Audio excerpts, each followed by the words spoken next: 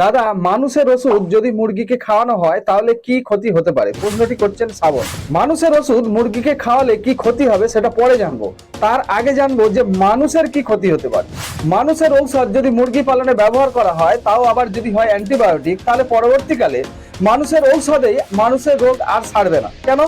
তার কারণ মুরগির শরীরে থাকা ব্যাকটেরিয়া ওই রোগের প্রতি জেনেটিক্যালি ট্রান্সফর্ম হয়ে আরো শক্তিশালী হয়ে উঠবে এবং ব্যাকটেরিয়াগুলো মাংসের মাধ্যমে মানুষের শরীরে প্রবেশ করলে তখন মানুষের ওষুধ ওই ব্যাকটেরিয়াগুলোকে আর কিছু করতে পারবে না, রোগের সিমটম একই থাকবে। এবার প্রশ্ন হবে, মাংস রান্না করার সময় তো আগুনে ব্যাকটেরিয়া ভাইরাস সবকিছুই মারা যায়, কিন্তু মাংসটা রান্না করার আগে সেই মাংসটা কাটা ছেঁড়া ধোয়া এইসব করার সময় ওই রান্নাঘরে এই ব্যাকটেরিয়াগুলো ছড়াতে পারে এবং পরবর্তীকালে হাতের মাধ্যমে, খাবারের মাধ্যমে বা অন্যান্য কোনো জিনিসের মাধ্যমে আবার মানুষের শরীরে প্রবেশ করতে পারে।